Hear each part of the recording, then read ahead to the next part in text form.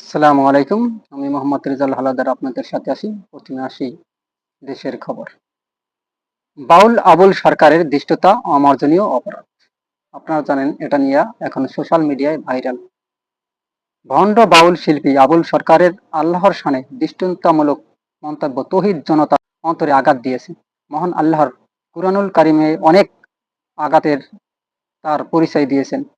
তিনি আল্লাহ, তার কোনো শরিক নেই। পৃথিবীতে কোনো দৃষ্টতা তার মতো নয়। তিনিও কারো মতো নন। লাইসা কা মিসলিহি শাইনুন। আল্লাহর সঙ্গে তুলনা করার মতো কোনো কিছু নেই। বাউলরা যারা আমাদের দেশে আছেন তারা আত্মাধিক নামে বিভিন্ন গজল গায়, গান গায় এবং টোল, তবলা, ঢোল বাজায়। এটা একটা বাংলাদেশী সংস্কৃতি। কুরআন হাদিসে কোথাও বাউল শব্দ নেই। যারা বাউল তারা আলাদা একটা শ্রেণী। যেমন লালন ফকির, যারা লালন গীতি গায় তারা লালনের আদর্শের অনুসারী। আর এটা মুসলিম কোনো আদর্শ নয় বা ইসলামী কোনো আদর্শ নয়। তেমনি যারা বাউল তারা ইসলামী কোনো আদর্শ লালন করে না। তবে যেহেতু তারা দেহতত্ত্ব, তাদের মতে সুফি তত্ত্ব, তাদের মতে তারা অত্যাধিক নিয়ে গান করে, চর্চা করে, তারা একটা আলাদা লাইফ বা জীবন গঠন করে।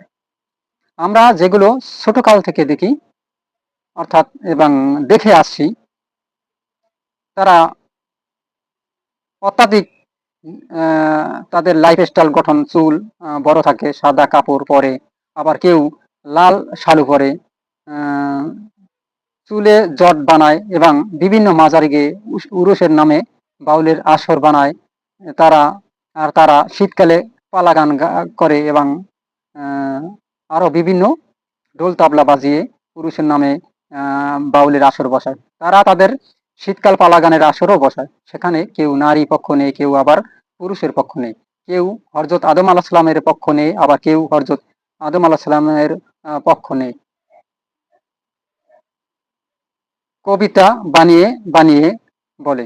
আর এসব ঘটনা এমন ভাবে তারা উপস্থাপন করে, এমন আজগুবি গল্প কিচ্ছা বানায়। তারা ঢোল তবলা তালে তালে এসব গল্প শুনে তারা খুব মজা পায়। এক পর্যায়ে রাত চলে যায় কিন্তু শ্রোতারা আর বাউলদের আসর ছেড়ে মানে সরতে পারে না। তারা কবিতা আকারে মজার মজার কথা বলে, আর বলতে গিয়ে তারা আল্লাহ সম্পর্কে, বান্ধব সম্পর্কে, জান্নাত সম্পর্কে, জাহান্নাম সম্পর্কে, আল্লাহ পাকের কিছু বাণী সম্পর্কে এত আপত্তিকর কিছু কথা বলে যে তাদের ইমান তো থাকেই না, বরং উল্টো তাদের শাস্তি দিতে হয়। তাদের উল্টাপাল্টা কথার কারণে শাস্তি দেওয়া আবশ্যক হয়ে পড়ে।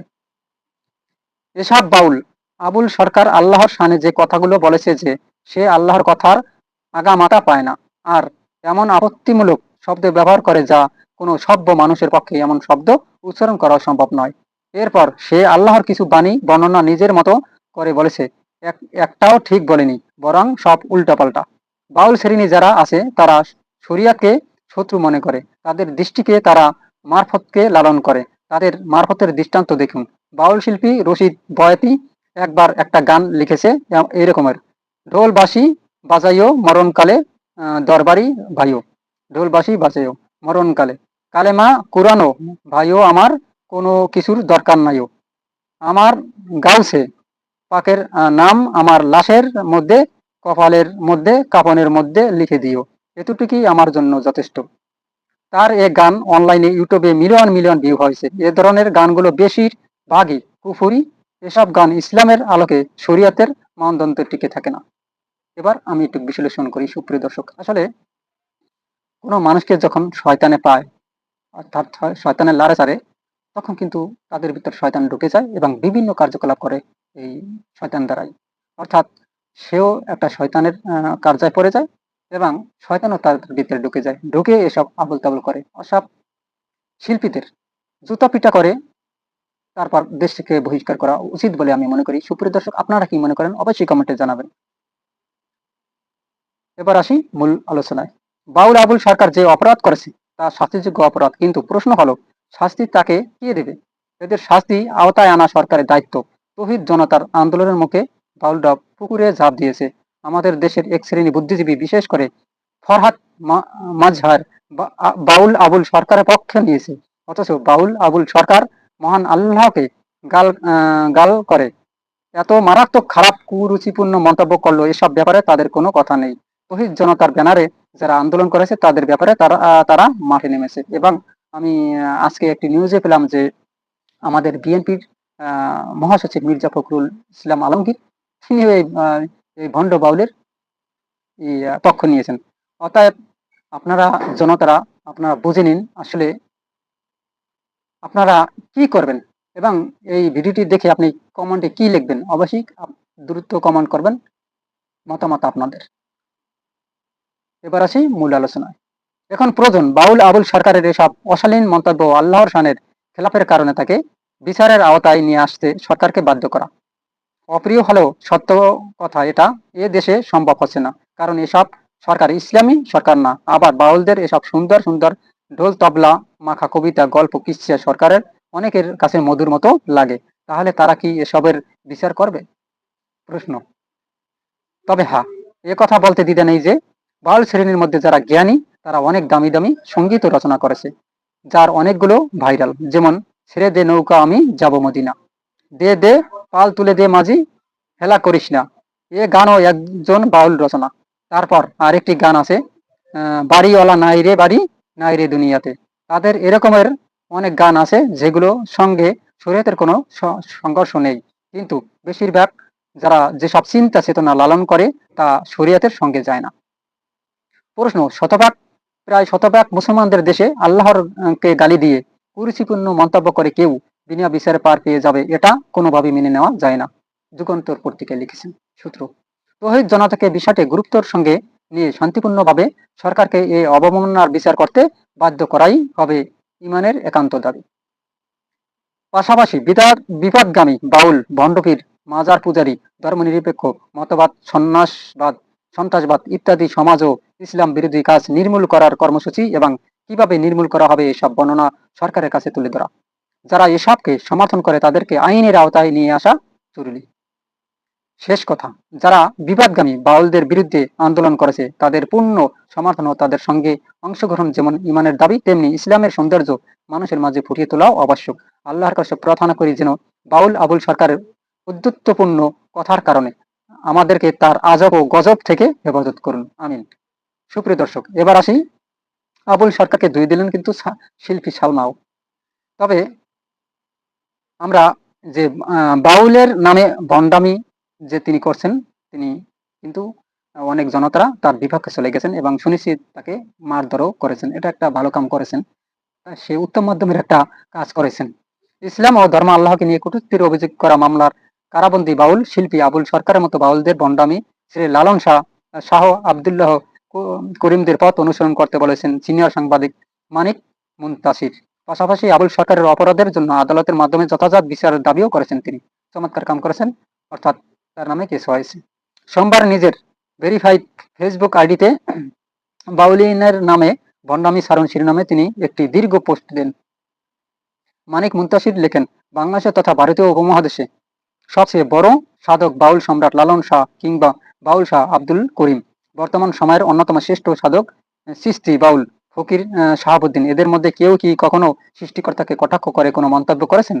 শুধু তাই, ইসলাম নয়, পৃথিবীর কোনো ধর্ম নিয়েও কি তারা কখনো মন গড়া কোনো মন্তব্য রেখেছেন বা অলিক কোনো গান রচনা করেছেন? নিশ্চয়ই করেন নাই। তাহলে কোথাকার কোন সাধক আবুল সরকাররা যদি এতটাই জ্ঞানী হয়ে থাকেন তবে একখান বেদ কিংবা বাইবেল রচনা করে দেখাক না, সেটাও দরকার নাই। তারা দুখানা গান লিখুক লালন কিংবা শাহ আব্দুল করিমের মতো। যৌন সুরসুরি আর ধর্মকে কটাক্ষ করে উন্মাদনা তৈরি ছাড়া আর কি এমন যোগ্যতা আছে এই আবুলদের? আসলে তার নাম হয়েছে আবুল, কামেও কিন্তু আবুল।